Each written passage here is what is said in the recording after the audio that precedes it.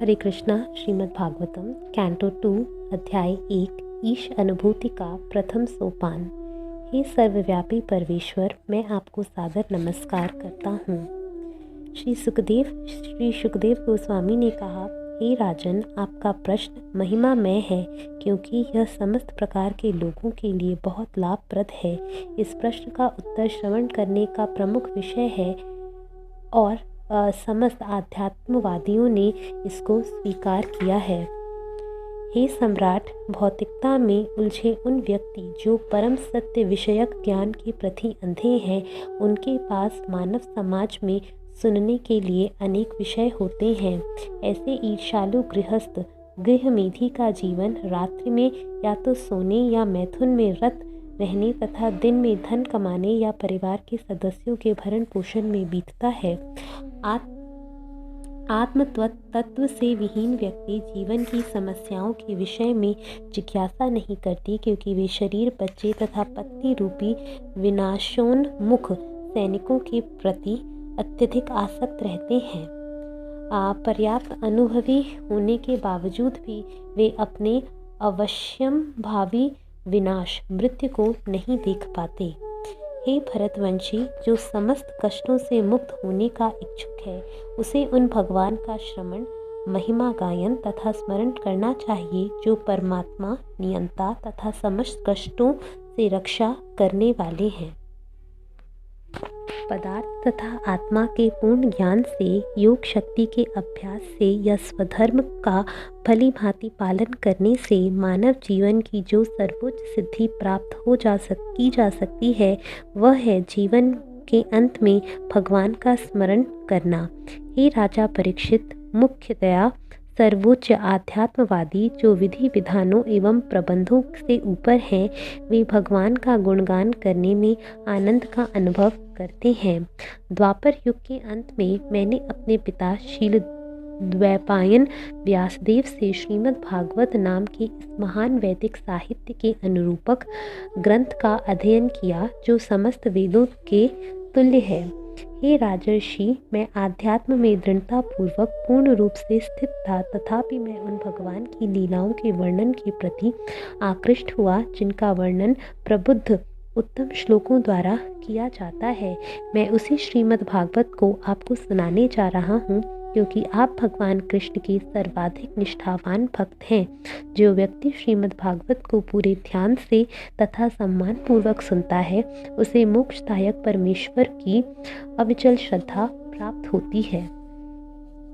हे राजन, महान अधिकारियों का अनुगमन करके भगवान के पवित्र नाम का निरंतर कीर्तन उन समस्त लोगों के लिए सफलता का निसंशय तथा निर्भीक मार्ग है, जो समस्त भौतिक इच्छाओं से मुक्त है अथवा जो समस्त भौतिक भोगों के इच्छुक हैं, और उन लोगों के लिए भी जो दिव्य ज्ञान के कारण आत्मतुष्ट हैं। ऐसे दीर्घ जीवन से क्या लाभ, जिसे इस संसार में वर्षों तक अनुभव विहीन बने रहकर गंवा दिया जाए। इससे तो अच्छा है पूर्ण चेतना का एक क्षण, क्योंकि इससे उसके परम कल्याण का मार्ग प्रशस्त होता है। राजर्षि खटवांग को जब यह सूचना दी गई कि उनकी आयु का केवल एक क्षण शेष है, तो उन्होंने तुरंत अपने आप को समस्त भौतिक कार्यकलापों से मुक्त करके परम रक्षक भगवान की शरण ले ली। हे महाराज परीक्षित, जब आपकी आयु के और 7 दिन शेष हैं, अतएव इस अवधि में आप उन समस्त अनुष्ठानों को संपन्न कर सकते हैं जो आपके अगले जीवन के परम कल्याण के लिए आवश्यक है।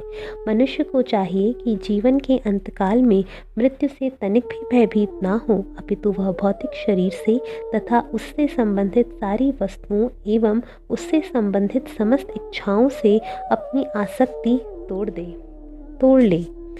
मनुष्य को घर छोड़कर आत्म संयम का अभ्यास करना चाहिए। उसे तीर्थ स्थानों में नियमित रूप से स्नान करना चाहिए और ठीक से शुद्ध होकर एकांत स्थान में आसन जमाना चाहिए।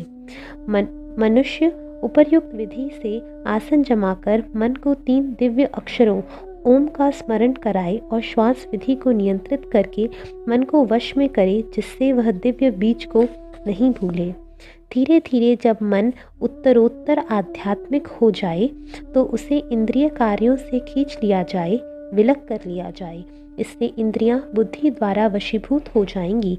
इससे भौतिक कार्यकलापों में लीन मन भी भगवान की सेवा में प्रवृत्त किया जा सकता है और पूर्ण दिव्य भाव में स्थिर हो सकता है। तत्पश्चात श्री विष्णु के पूर्ण शरीर की अवधारणा को हटाए बिना एक एक करके विष्णु के अंगों का ध्यान करना चाहिए।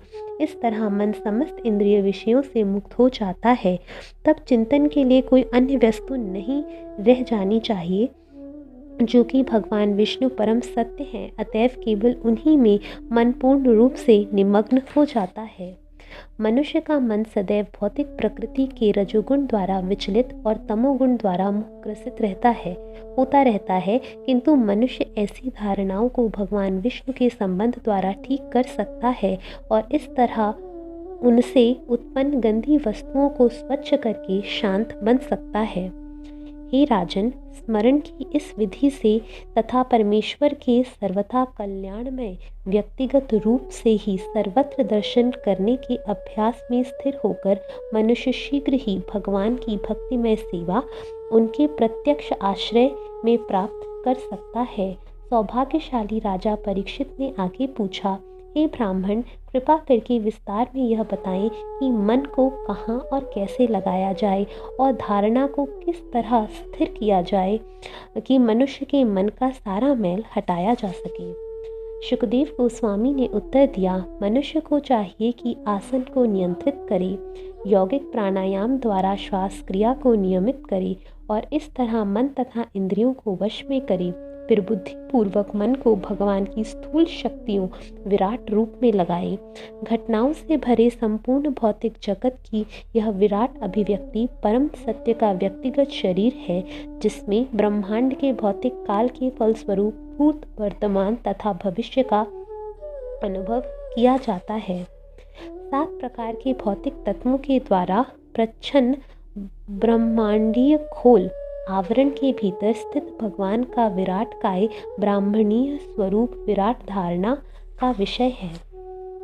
जिन पुरुषों ने इसकी अनुभूति की है, उन्होंने यह अध्ययन किया है कि पाताल नाम से जाने जाने वाले ग्रह मंडल विराट पुरुष के पांवों के तलवे हैं तथा उनकी एड़ियां और पंजे रसातल ग्रह समूह हैं। टखने महातल लोक हैं तथा उनकी पिंडलियां तलातल लोक हैं। विश्व रूप के घुटने सुतल नामक लोक हैं तथा दोनों जांघें वितल तथा अतल लोक हैं। कटी प्रदेश महितल है और उसकी नाभि का गड्ढा बाह्य अंतरिक्ष है। विराट रूप वाले आदि पुरुष की छाती ज्योतिष्क स्वर्ग लोक है, उनकी गर्दन महर लोक, उनका मुख जनह लोक है और उसका मस्तक तपह लोक है। सर्वोच्च लोक, जिसे सत्य लोक कहते हैं, 1000 सिरों मस्तिष्कों वाले उन आदि पुरुष का सिर है।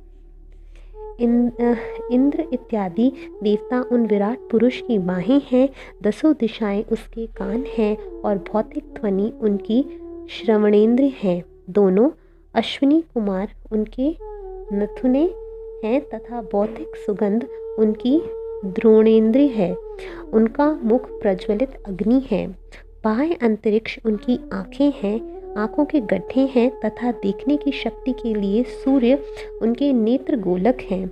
दिन तथा रात उनकी पलकें हैं और उनकी भ्रिकुटी की गतियों में ब्रह्मा तथा अन्य महापुरुषों का निवास होता है। जल का अधीश्वर वरुण उसका तालु तथा सभी वस्तुओं का रस या सार उनकी जीभ है। वे कहते हैं कि वैदिक स्रोत भगवान के मस्तक हैं और मृत्यु के देवता तथा पापियों को दंड देने वाले यम उनकी दाढ़ें हैं।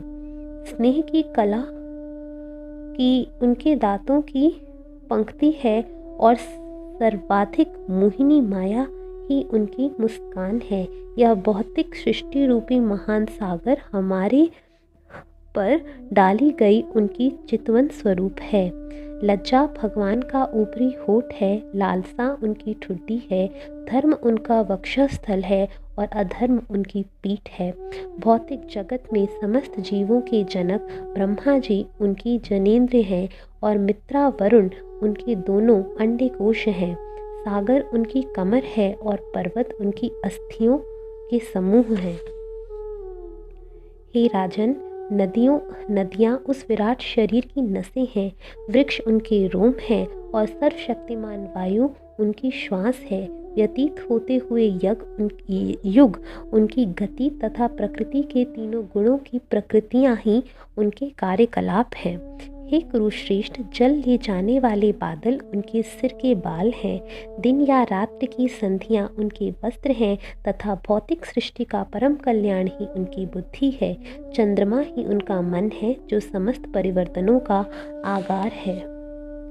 पदार्थ का सिद्धांत महत तत्व सर्वव्यापी भगवान की चेतना है, जैसा कि विद्वानों ने बल देकर कहा है, तथा रुद्रदेव उनका अहंकार है।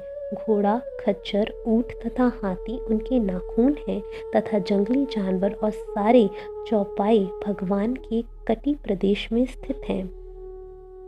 विभिन्न प्रकार के पक्षी उनकी दक्ष कलात्मक रुचि के सूचक हैं। मानव जाति के पिता मनु उनकी आदर्श बुद्धि के प्रतीक हैं और मानवता उनका निवास है।